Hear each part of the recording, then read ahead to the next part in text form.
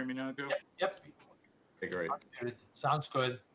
Okay, it's 6 o'clock, so we'll call the January 19th meeting of the Westfield Redevelopment Commission to order. We'll do a declaration of quorum here. Doug Holtz. Here. Jill Doyle. Here. Joe Plankus. Here. Jimmy Cox. Here. Bob Beaudry. Here. Melissa Risk. I don't see Melissa on the docket here, so she might be a few minutes late. I have not heard anything back from her in regards to tonight's meeting. So we do have a quorum. We have 4 present currently, and we'll acknowledge Melissa when she clocks in, if she does. We do have one change to the agenda tonight. The next thing we're going to do is first we'll have an introduction. I'm going to turn over to John for a minute, but we will have an election of officers tonight.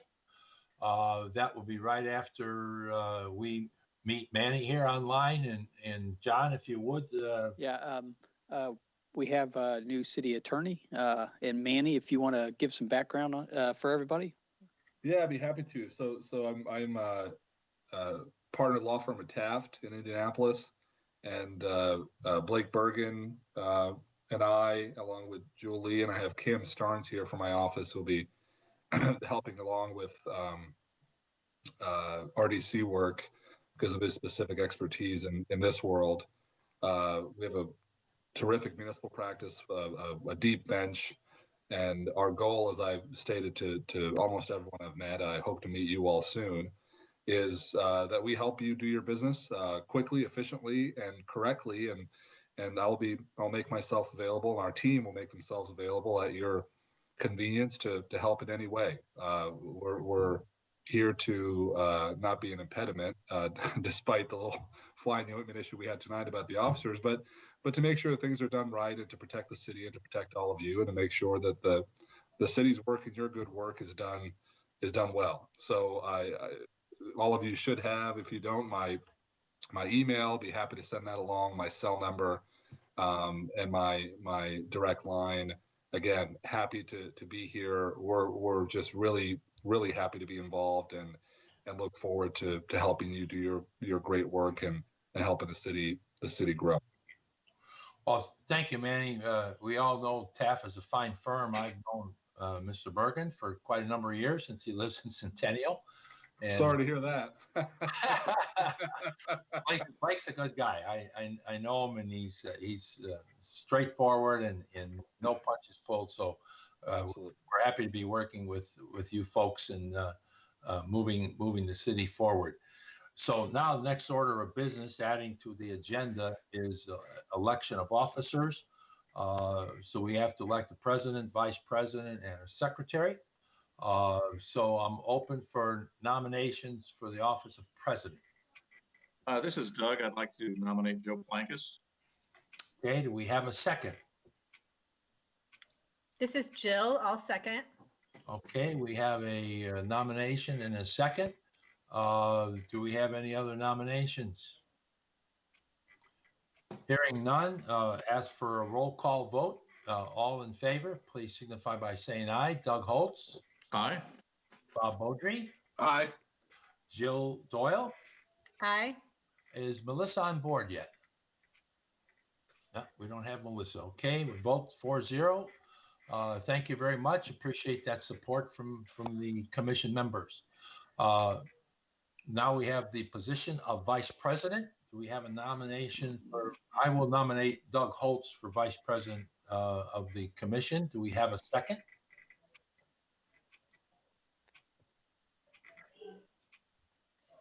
This is Jill. I'll second. Okay, we have a motion and a second by Jill Doyle for Doug as vice president. Any further nominations? Seeing none, we'll move forward with the vote. Those in favor of Doug Holtz for vice president, please signify by saying aye. Jill Doyle. Aye. Bob Beaudry. Aye. Doug Holtz. Aye. And Joe Plankus, aye. 4-0 vote. Thank you, everyone. And now for Secretary, I nominate Jill Doyle for secretary. Do we have a second? This is Doug. I'll second. Okay, motion and second is on the floor. Any other nominations? Hearing none, we'll take a vote. All in favor, please signify by saying aye. Jill Doyle, Aye. Bob Beaudry, Aye. Doug Holtz, Aye. Joe Plankus, aye. Vote 4-0. We have our officers. And let's move on to the next item on the agenda, which is approval of the meeting minutes from our last meeting on December 21st, 2020. Are there any Joe? revisions or comments regarding those minutes? Joe, this is Melissa Rist. I'm now on the call. Sorry for being Oh, late. Melissa, welcome. Thank you. Welcome back. Happy New Year to you and welcome to the meeting. If we would, John, note that you joined our meeting at 6:06 p.m. Got it. Have any comments or changes to the minutes from the December meeting? Hearing none, I'm open for motion for approval of the minutes. This is Doug. So moved. Okay, we have a motion. Do we have a second? I'll second the motion. Approve the minutes as presented. I'll take a roll call vote. Bob Beaudry, Yeah.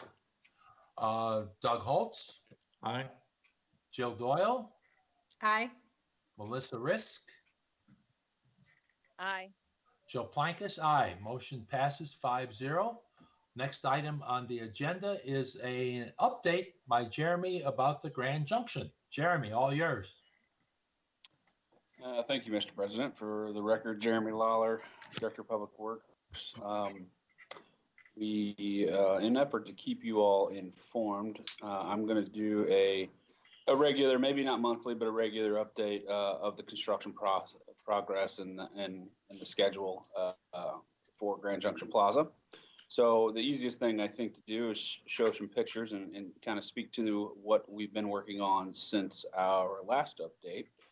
You can't see my cursor, but in the center there, where you see the kind of looks like a battleship shaped structure is the Plaza building. So this is the building that will house a cafe and as well as the some public restrooms and it will operate as the rental center for the skating rink when the time comes. So the wood structure that you see there is them forming up the cap to the basement. So there'll be a concrete cap to the basement. The basement is poured in, secured and complete. So they're forming the structure up to be able to pour the floor of the restaurant and subsequently the lid of the basement. So that's been a pretty significant undertaking since our last meeting. The other major thing that we've been doing, if you see here on the kind of the bottom left side, you can see the culvert structure, inclusive of the wing walls that will face north. I guess I should have oriented you. This is looking directly south, obviously up in the air, but from Jersey Street. So since then, they've taken out the old bridge, created a pump around system for that small ditch that's going across, and then they are set the new box culvert for what will be the Jersey Street Bridge. It is still a single wing wall to pour there closer to the fire station, or the old fire station. And then, John, if you could go to the next picture.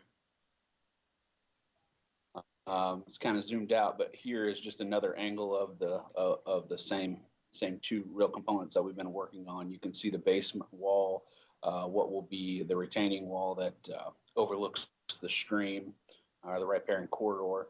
And then you can also see formed up the front portion of the bridge and what will be the wing walls on that side. So that's a pretty significant undertaking. Lead times on the box culvert itself were pretty long. So getting through that portion of the project is a pretty big milestone for us.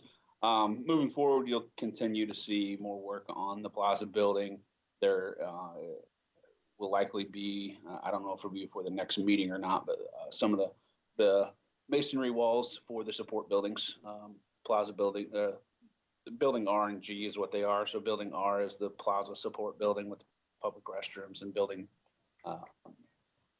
G is the stage support building. So other than that, there's been other activities, nothing major that you would see, but there's been a focused effort during the winter time is getting that concrete poured and getting those things ready to go above ground here coming into the spring. So from a financial perspective, Wilhelm has invoiced just over $7 million so far. So when you take that minus retainage, we've paid just under $6.4 million out for the activities that you've seen so far. So we're moving right along. Obviously, if you can't tell by the volume of dollars we have remaining, there's still a ton of work left to do, and we are on track to open in mid-December. So with that, I'm happy to answer any questions. Okay, one question, Jeremy. Anything new on your tentative plans regarding the open house or walkthrough, or however you want to describe it? So yes, it's been working in the background quite a bit. Vicky's team,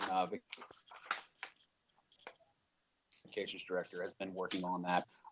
We are moving forward with the intention that she's keeping an eye on the forecast. If we see, a 10-day forecast that shows some good days, we'll get that information out to everybody about a week in advance. But we haven't established a date because we want to make sure we can capitalize on the best weather that we can. Yeah, So, but that's it's in process and it's coming up. Okay, great. Any other questions for Jeremy, folks? Yeah, Jeremy, this is Doug. It sounds like you're on schedule. Everything's moving along according to your timeline. Yeah, that's correct. I mean, we're a little behind what we originally talked to just because of delays with COVID and some materials, and then our value engineering process took some time too. But so we're a few months behind what we originally contemplated. But yeah, there's nothing in nothing in the viewpoint right now that leads me to believe we're not going to be open by December or mid-December. Okay. Sorry. Thank you. Okay, other questions for Jeremy? Hey, Jeremy, this is Bob Beaudry. Just Bob. just wanted to ask, since our last presentation and all, moving forward, are you guys maintaining, the budget that you recently presented, or the adjusted budget? No, there hasn't been anything new come up that it would cause any increases? No, correct. There's not. So that guaranteed max price that you all approved in December is it's just over $31.5 million. That's still the track we're heading on with everything I presented previously. And if there's any dollars over that, it'll come back to you all for approval. Good. All right. Thank you. Okay, any other questions for Jeremy?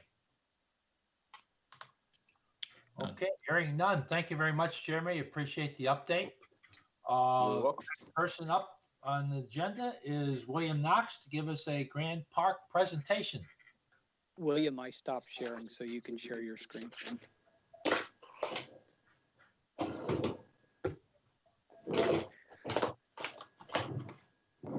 evening, everyone. Good evening, William. Can you see my screen as of yet? Yeah, I see the Grand Yes. Park Sports Campus. All right. Thank you for your time this evening. For the record, William Knox, Director of Grand Park. And I know I came to you a few weeks ago, and like Jeremy, I also plan to make some regular updates. Tonight's update will be a little longer than usual just because I want to go through a few things with you, some historical information, and then also some information I want to share with you about what took place in 2020 and what are things looking like moving forward. So bear with me. I've got a few slides to go through. I've got about 6 different sections of the presentation. And what I will do is pause after each section. If you have questions, feel free to ask at that time. Or if that's something that you just need to ask while I'm on a certain area, feel free to do that as well. So first we'll start off with a few highlights. And really I share this slide with you to kind of give you the perspective of where Grand Park is globally. Last year around this time, I was returning from a trip to China, Guangzhou, China to be exact. And during that time I was there, I was a keynote speaker at the Development Forum for the Guangdong sports industry. First time to China, and it was an experience to say the least. But essentially, these are some photographs from my presentation. Essentially, what they wanted to understand from us is how we were able to develop this 400-acre asset within our community, not only looking at it from a tourism perspective, but also looking at it and how we engage our local community in this environment. So I actually did the keynote presentation, and then I went to several of their smaller meetings. This is the first time I've ever done a presentation where I had to have somebody interpret, and it was quite the experience, but it was a worthwhile experience. And this was one of the slides that we started with. This is one of the slides that Mayor uses in a lot of his decks about the reason Grand Park was created. So just to frame the context for the conversation today, this was a really cool opportunity, not only for me, but for the city of Westfield and Grand Park, as we were truly on a global stage during this event. I will share a few highlights from 2020, and you all may say, what, highlights 2020? That doesn't seem like it goes together, but it does. We fortunately were able to start off the year well with a really cool event for us. It was the Gaylord Electric's 2020 National Summit. That event took place in January, where they had 1,400 of their employees from literally all over the country. They shut down all of their job sites, brought all of their employees in, first time event, and it was truly a successful opportunity for us to host that event. You can see the smaller pictures, some of their breakouts, and the larger picture was some of their large format meetings. We are currently in negotiations with them to bring this event back for 2022. They've looked at a few options. We are kind of in that final group and trying to iron out a few details to hopefully bring that event back. But from our standpoint, a very successful event. From their standpoint, we received high marks from their survey in all areas. So we're excited about the opportunity to bring this event back for 2022. I think you guys may have heard me say, whether it was during our last meeting or in other conversations, in 2020, which is another anomaly, we had the best July and August since we've opened the campus. And when I state those numbers, I want to make sure I put them in perspective. That is solely related to the field rental revenue that we receive from activity at the campus. You'll see later in the presentation kind of how some of our events align, but under that time period, we were still under certain restrictions related to our overall visitors to the campus. So we had to kind of change some things from that perspective. But as it relates to field rental revenue, for those 2 months, we hit records in 2020, which again is fairly significant given what we're currently still dealing with. But at that point in time, it was definitely for us to look at that. We were really happy to see that. Sorry, going in the wrong direction there. So I'll transition into staffing a little bit, but any questions as it relates to 2020? And I'll get into a little more detail about some things in 2020 once we start talking about COVID and our plans and things of that nature. All right, I'll keep it rolling. So this is kind of going to be a quick history lesson here. Some of you probably are fully aware of this. Some of you may not have a clue. But kind of going back to the early days, again, for you who don't know my background, I was very fortunate to start a role with Hamilton County Sports Authority back in 2009. And that was really when this concept was starting to be pulled together. I served on the mayor's commission, co-chaired that with Kevin Tater at the time, and went through the whole process up until the point where we opened the doors to the campus, and then our role shifted to try to book business for the campus. But going back to our construction days, as many of you are aware, Hinkie Development was the partner with the city to really bring forth the 400 acres, and also was the construction partner, but also was the first management partner for the campus. At the time when we looked at finishing construction and started to evaluate how we would manage the campus, it was very difficult at that time to just think about handing the keys over to somebody who had no awareness of what was going on. So Hinkie Development and their team stayed on board and helped with that transition of management during those early days. And that's where we started the relationship with both the Indiana Bulls and Indiana Soccer. Our relationship with the Indiana Bulls is still intact. They manage all of the diamond assets for us, and will do that for some time. The management of the field sports side initially was under the umbrella of Indiana Soccer by way of Indiana Sports Properties, which was a corporation that they developed to help manage the outdoor assets.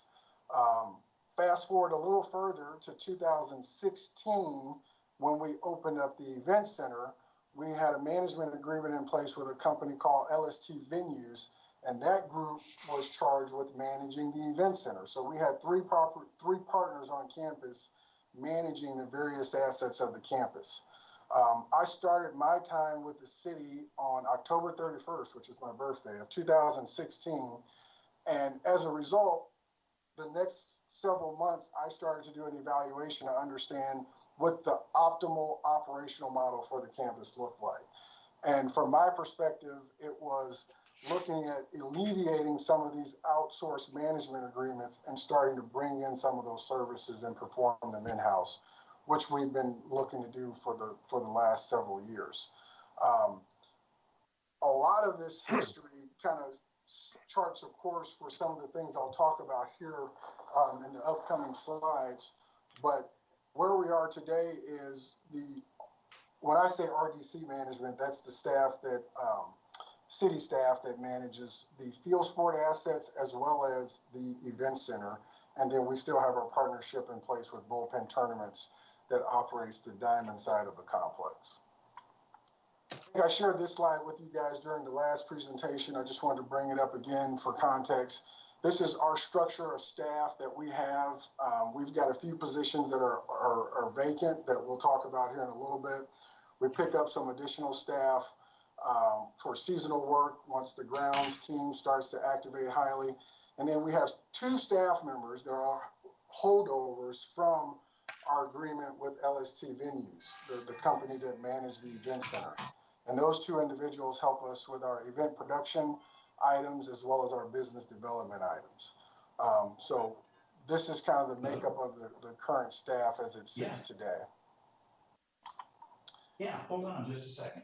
This kind of goes hand in foot with the staffing, but let's talk a little bit about kind of what we've been able to do since we started through this pandemic. And I think I shared some of this with you guys during our last call, but as the state started to understand where we were and how we would look to reopen, then we, the campus, had to fully understand what we needed to do to be prepared to reopen. And, we've shared a lot about the study that we conducted with IUPUI to kind of understand our reopening practices. Our initial goal was to try to get 600 or 700 responses from that survey. We ended up with well over 10,000 respondents, which was amazing. So as we kind of charted that course, we wanted to understand from our own perspective of, okay, March 23rd, we closed our doors. Not knowing when we reopen, how do we look at conserving cash, so to speak, and then also look to be able to rebound quickly when we're able to reopen the campus. So we created the Grand Park Safety Team, and that group came together along with Westfield Welcome to really monitor a lot of the practices that we had to put in place. We purchased temperature scanners that are still in front of our building here that you cannot access the facility unless you go through one of those scanners, and a whole lot of other practices that we still have in place today and potentially may keep some of those in place for the long term because we've just found them to be good practices for us as we operate. That photograph at the top, the Grand Park Sports Campus and the City of Westfield logo, is actually on one of our championship fields out here at the campus. There's a company that came out and provided for us free of charge to put that decal out. And the way it works is actually pretty cool. They retrofitted a lawnmower and they use air and water to lay down the blades of the grass such that that picture can pop out. And we got a drone to get up there and take that picture. So it was actually pretty cool setup for us there. I just spoke about this a little bit, but March 16th, we closed our doors. We were closed for about 69 days. We canceled at least 23 major events. Obviously, Coach Training Camp was canceled and a whole host of other things. So the effects of COVID-19 for us from an operational standpoint were significant. But as you'll see here soon, we were able to rebound fairly nicely to come out of it. And we're still looking at kind of what that means for us in 2021 as well. And if you don't know Patrick Tam, you probably haven't been looking at the news, but he's pretty much everywhere. And this was a quote that he had in one of his broadcasts on TV. When we reopened Grand Park in May, we were essentially the only show in town. No other facilities were producing activity that would yield room nights or would yield people going to restaurants and other attractions. So our ability to be prepared once we were able to reopen to get people back into the venue safely was a huge win in our hospitality community. So you'll continue to hear about that as we kind of go through this. But Patrick and the CEO of Hamilton County Tourism and many others have indicated that we saved a lot of jobs in the hospitality community because we were able to open up so quickly after being shut down for that time period. So before we get into the operations, I'll pause and see if there's any questions related to any of what I've already shared. William, this is Doug. Quick question. You gave a slide on the operating structure, and you did a study to make sure that the operating structure of the entire property was optimal. Has that been completed, or is our affiliation with Bullpen part of the optimal structure? That is. So yeah, as we went through and looked at all of our opportunities in the space, and we also looked at to your point, the optimal operating model, for a multitude of reasons, Bullpen is an integral piece of this overall structure. I'm not sure if you all are aware of kind of how they developed, but they were initially a part of the Indiana Bulls organization. And as a result of Grand Park, and they essentially started from scratch and have built their own content and developed their own events that they host not only here at the campus, but as a result of their success here, they've been able to replicate that at other venues throughout the country. That also positions us very well to not have scheduling issues. As you can imagine, there's only so many dates to play baseball in the summer. And if we're hosting a 16 and 18 under event, and there's another event, let's just say in Atlanta or somewhere else, people have to choose where they go. As a result of them being able to develop a successful program here that has attracted them from a management standpoint at other venues, that helps us insulate our calendar as well, if that makes sense. Okay, thank you very much. Hey, William, this is Bob Beaudry. Yes. Quick question, because I had some questions on the Bullpen, and I know they're an integral part of your operational end of the tournaments and all of it. Can you briefly describe to me our relationship with Bullpen as far as, how we capture revenues off of tournaments that they host out there at Grand Park? Yep. Particularly like gate revenues. Yeah. And I know that's been a huge piece of the puzzle that we've been all trying to figure out. But from the contractual standpoint, we have a relationship with Bullpen such that we receive revenue from their operation. Part of that revenue is not only gate and apparel fees, but also hotel fees as well. We also receive all of the revenue from the concessions that are generated from that side of the park. There was a scenario where we looked to alter our original agreement with Bullpen such that we would realign some of those revenue opportunities. We are currently working through that, and we'll have a resolution to that here soon. But per the contract, we receive all of the concession revenue, all of the hotel revenue, as well as a percentage of the gate revenue and a percentage of the apparel revenue. Okay, cool. You hear different things. I just wanted to go straight to the source because I heard from different people that maybe we weren't receiving the gate revenues or some of the gate revenues, and so that's why I figured I'd ask you directly and see if that I mean, has that been the case in the past where maybe we hadn't been Yes, capturing that? and to further elaborate, there is a period in time in which we had deviated from that plan. Okay. But as a result of us not receiving those revenues, we also were eliminating a significant amount of expense that the city had bared during that time period. So we conducted an exercise to understand, by foregoing that revenue, but also foregoing that expense, foregoing those expenses, what position does that put the city in? And it was definitely a favorable position for us. Current day, we're working to memorialize that agreement. And again, that'll be before this group here in the near future. Do you know, was that agreement, was that formalized through the RDC? I mean, because I wasn't here obviously at the time, but I mean, did that have to go back through the RDC? That will come before you soon to memorialize that once all the details are put in place. No, I meant the old one, the past. Original agreement? Yeah. So the original agreement with Bullpen was, I believe it did, John Rogers, correct me if I'm wrong. I'm not sure if the city executed that or the RDC did that.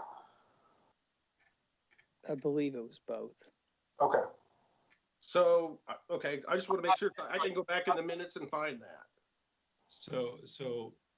Bob, just for clarification, Yes. all the funds that were due to us have been paid by those folks, so they are caught up, and we actually earned right around, correct me if I'm wrong, John Rogers, somewhere around 13% interest on that once we got all of the ducks in a row and did what we needed to do to collect the funds.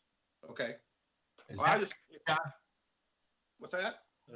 John Rogers, is that a correct statement? Yeah, Joe, that was a penalty for the ground lease, not Right. for the operating.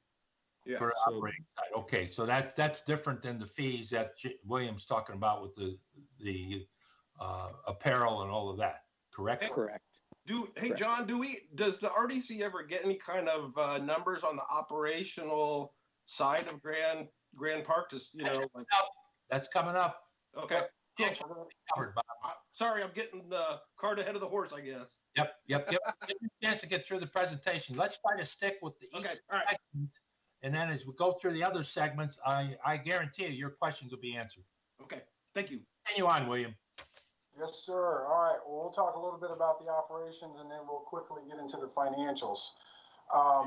So this is a look at our 2019 versus our 2020 calendar. And as you can see, as a result of the calendar changing over, we only netted 2 less events than we did in 2019. And you probably looked at the previous slide that I showed that said we canceled 23 events as it relates to COVID.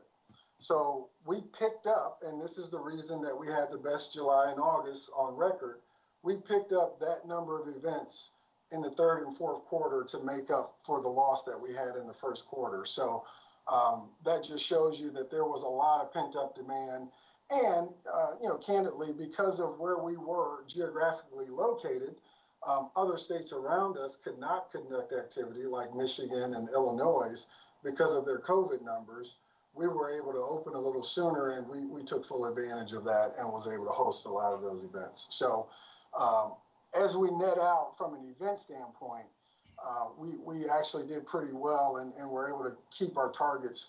Now, this is only as it relates to tournaments, leagues, camps, and some of our non-sporting activity. This does not account for the various trainings and practices and all of the other recreational items that we have on campus. This is just from a high-level event standpoint. A lot of these events you guys are very familiar with. We're very hopeful. We've been starting to have some good conversations with the Colts about training camp. NXT is a partner that has been on campus for this year will be their 6th season. Started out with 1 event. They've grown their events to 7, and we're potentially looking at doing a 5-year deal with them, 5-year extension with them for those 7 events. So they've been a great lacrosse partner of ours and have really helped us grow the sport here in the Midwest. And that would be a huge win for us if we're able to get that contract extension with them. So we're actively working on that. And then new this year, we'll be hosting an event from USA Football, and it will be one of our first flag football events on campus as well, sanctioned flag football events. Some potentials, we're looking at doing additional social leagues, some football camps. We had great success with that this past summer. We're looking to replicate that again, and then we're working on a membership program, which I'll talk about here in a second as well. From a non-sporting standpoint, this is where we've got a lot of opportunity. I think you're familiar with the Suburban Indy, the Home and Garden Show that's in the event center. Whale of a Sale is another consignment sale. Last year, we picked up another consignment sale called Just Between Friends, and they've signed up with us for 2 dates, I believe, for 2022. Cisco Seeds Companies, they host one of their smaller shows here. And then we do annually In Shape Indiana annual conference. The big new event for us is the Midwest Ag and Farm Equipment Show that's going to take place in January of 2022. We're pretty excited about that event. We've also had some good conversations with some potential RV shows and potentially doing an indoor holiday carnival inside the event center, which could also be a pretty cool event. As many of you probably are aware, because we went through this process this summer with the Colts, and they were really excited to use their new pad for training camp last year, but unfortunately we were unable to do so. But they invested about $860,000 into the campus and developed what they call their Colt City pad. So all of the activity that we once did in the parking lots or on the east side of the campus will be transitioned over to this pad. And then they also put in a regulation size flag football turf field that we're able to utilize for activity during training camp and outside of training camp as well. So huge investment from the Colts into the campus, and we're excited to get them back this year so they could utilize it. We've already done a few things on the turf field, but have had conversations with our Westfield Welcome team about activating the pad as well. We've got it fully piped for electrical, and we've even got water over there. So it was a huge asset that was added to the campus, and we're excited about them coming back this year to utilize it, and then our use of it beyond. I talked a little bit about non-sporting events. So we've been able to really do a fairly decent job, in my opinion, of attracting non-sporting events, even though we don't have dedicated staff focused on those efforts. So we're going to look at more and more, how do we attract these different event opportunities? We've converted some space within the event center recently, and it's been performing really well as a meeting space. So there's a potential to convert another side of that space as well that we're going to evaluate this year. But the non-sporting events is going to be a focus of us because of our ability to scale the event center to conduct those type of activities. So really excited about, some initiatives that we've got in place and some conversations that we've been having to further develop that. The other item that we're looking at is developing a membership program for residents of the city of Westfield to give them better access to the campus. We've got periods of time that we have availability that we'd like to open up for residents to be able to come out. We did it this summer as a result of COVID, just trying to get people out of the house, and it was fairly successful. So we're going to try to put a permanent plan in place here over the next couple of months, and potentially launch next year. Some of our focuses for 21. So we're really looking to extend our calendar. We're pretty much booked through 21. We'll probably fill another 40% of our business in the next couple of months for 21, but a lot of our focus is going to be on that 22 to 25 time period, where we're looking to secure the events we already have and look for new events to fill some of the gaps we have.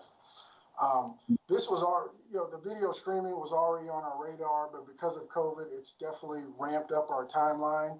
So we're really looking closely at streaming services that we could secure to scale that on the campus as a whole. It's $1 million venture. So we're looking at the championship fields in the event center to start off with, and then seeing how we can scale from there. Field maintenance and upgrades is always high on our priority list. The number one reason that people continue to return to Grand Park is because of the condition of the fields. So that will always be a priority. And, that goes hand in hand with the irrigation as well. In 2020, we had one of our turf manufacturers come out and do an evaluation of our fields. I'm going to be working with John Rogers to really lay out a plan. Our fields are in really good condition. So we're now in our 7th season on our outdoor fields, and we're starting our 5th season on the indoor fields. And the wear, for the most part, is what they would expect or less. Given how often we use those fields, that's remarkable. So that goes into some of our maintenance practices. The fields now are groomed twice a week, and we put a lot of emphasis on making sure we keep those up so that we can delay as long as possible replacements.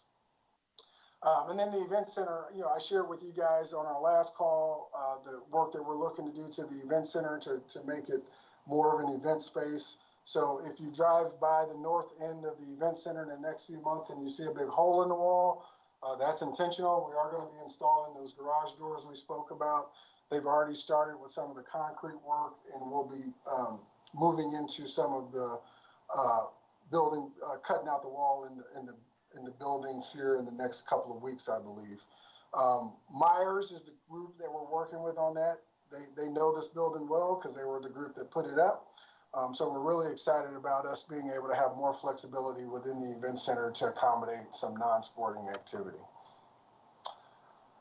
So we're going to jump into the financials now, but I want to pause for a quick second and make sure there's no questions about operations. And the financials is our last section. So if there's some all-encompassing questions, I can definitely answer those once we're done with the financials. All right, hearing none, I'll continue. So big picture, city RDC invests $85 million.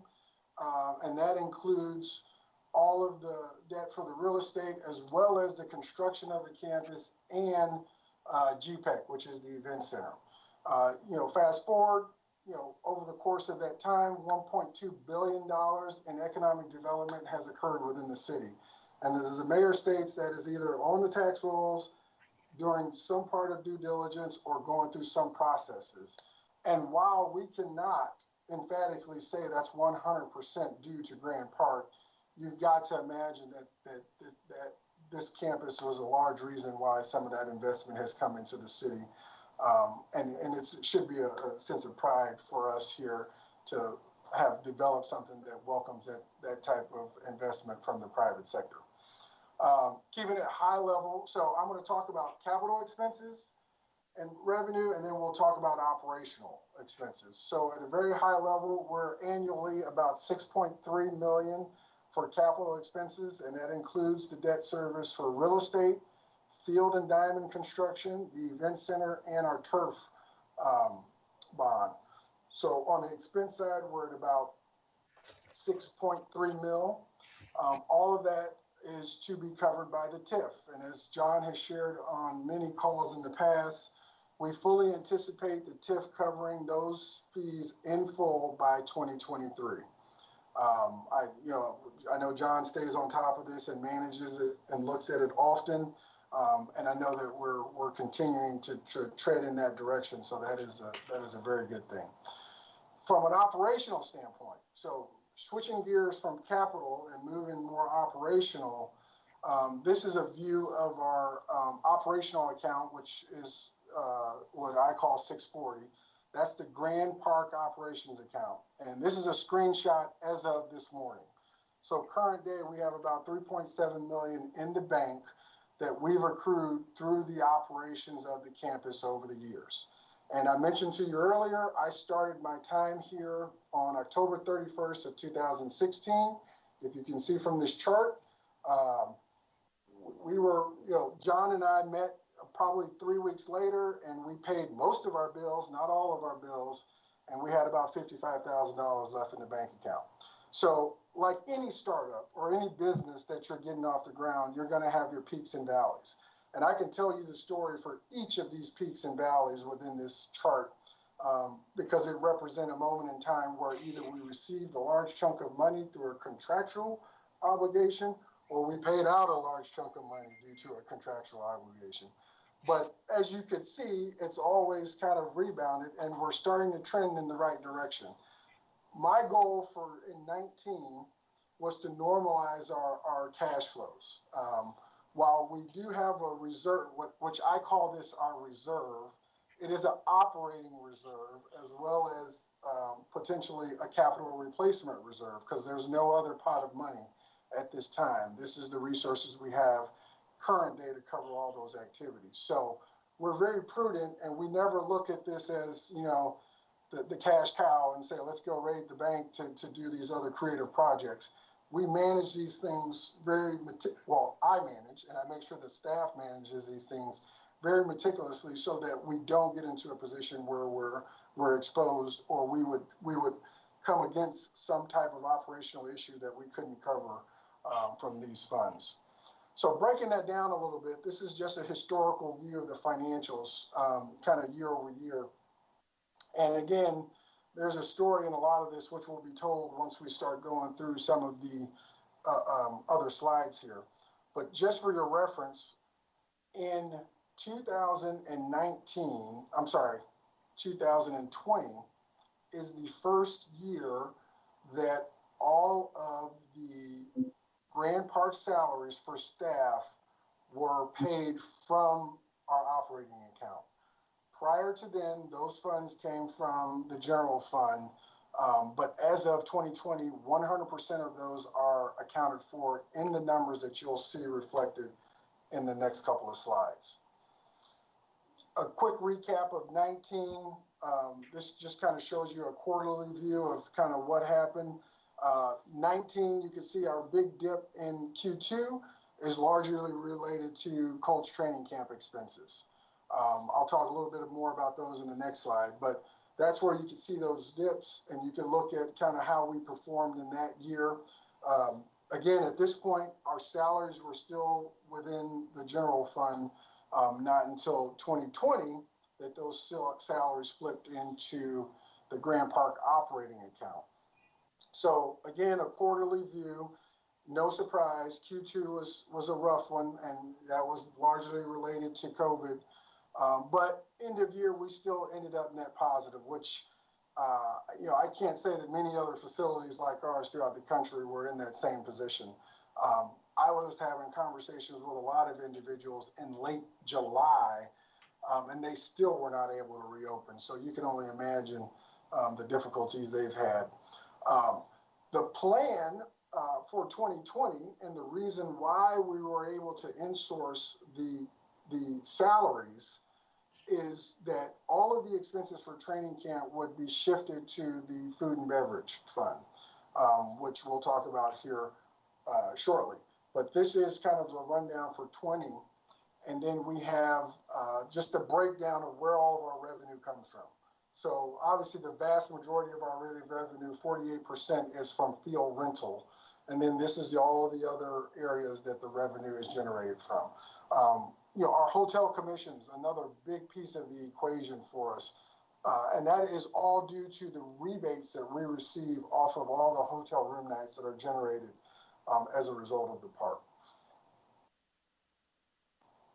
Expenses, as you can imagine, you know, personnel is a chunk of that, operating supplies and things of that nature. This is kind of the rundown of where we spend our money. And then last but not least, this is just our original projections for 2021.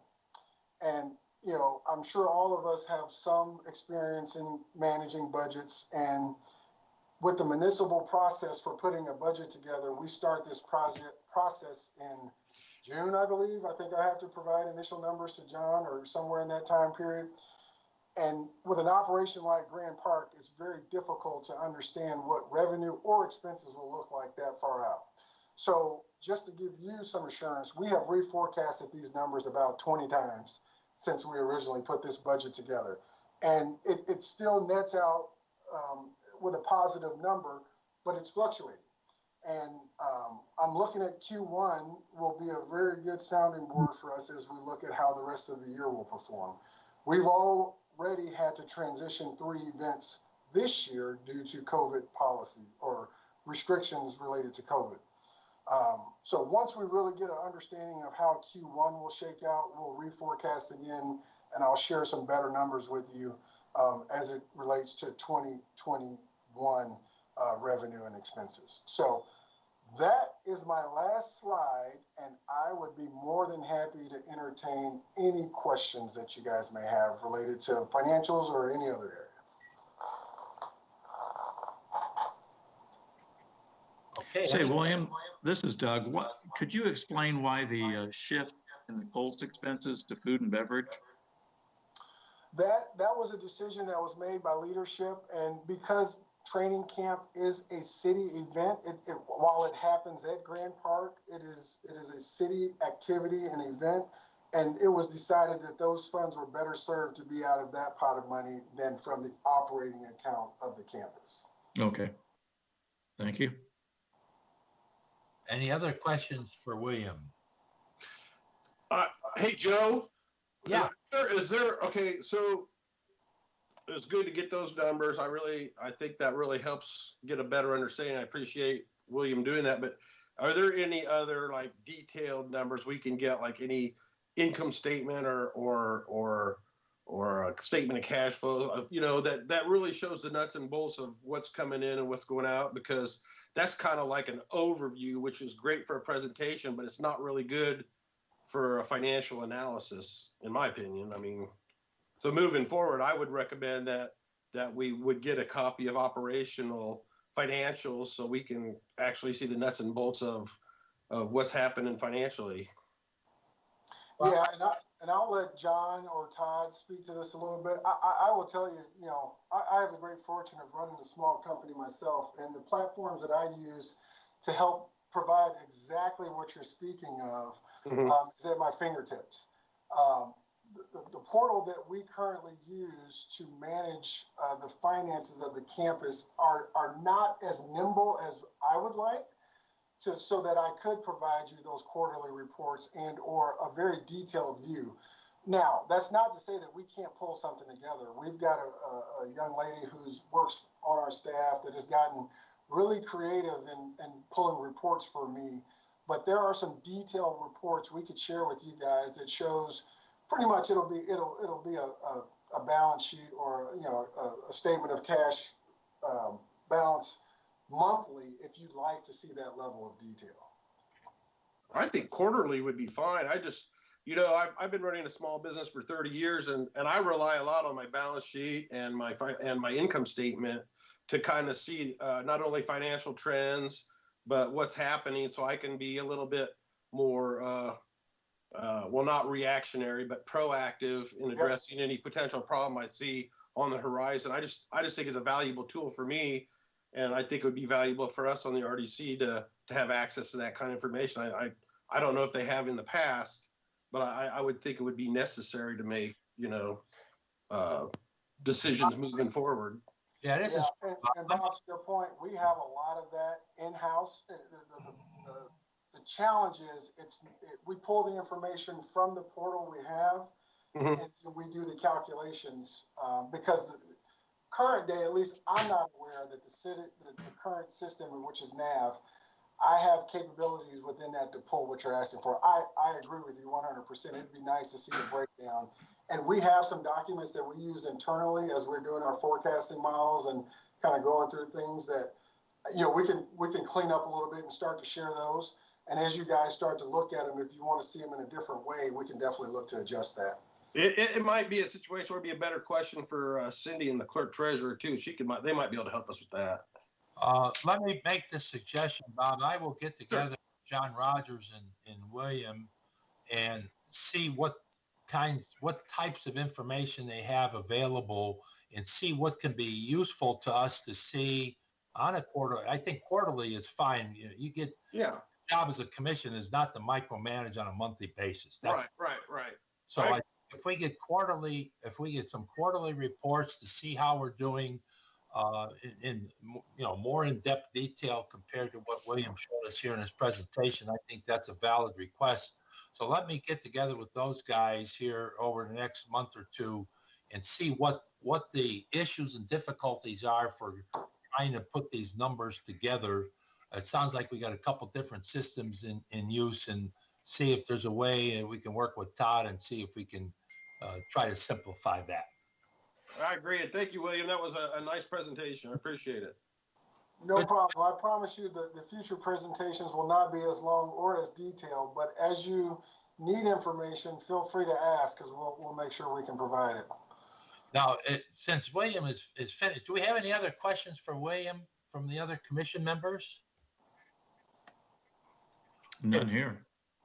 As we kind of digest all the stuff that William has given us, or Jeremy tonight, if anyone has questions, in order, I think, to keep it as simple as possible, please direct your questions to me with a copy to the other commission members. We need to have one source here steering it, so we don't have people coming from different directions. And I will then reach out to the person in question that needs a reply with those, and then we will get those answers back to everybody at the same time. So if you have questions, please direct them to me, and I will then work with William or the appropriate party to get those questions answered and back to other commission members in as timely a manner as possible. Any questions on that? Okay, John Rogers, is there anything else? Thank you very much, William. I'll tell you, you guys have done a fantastic job here, you and your team, during this COVID crisis and all the things that we've got going on. I know it hasn't been easy, and wow, it's an awesome responsibility, and to come up with numbers like that during an absolutely horrible year that laid away a lot of companies and businesses, many of which have gone out of business, unfortunately. My accolades back to you and your team, William. Please pass that along on behalf of the commission. Great job. Thank you, Joe, and I'll definitely share that with the team. Please do. Okay, John, anything else, or Manny, anything else for additional business before the commission tonight? Nothing for me, sir. Thank you. Good to meet everybody. I look forward to seeing you in person. I appreciate Same it. here. Welcome aboard. John? Nothing from me, President Plankus. Okay, very good. If there's nothing else, then we'll consider the meeting adjourned, and we'll look forward to the February meeting. Again, if you have any questions, please direct them to me, and I'll see that we get answers to them. Appreciate it. Thank you, team. Thank you for all plugging in here tonight. Thank you. Thank you. Thank you. Thank you.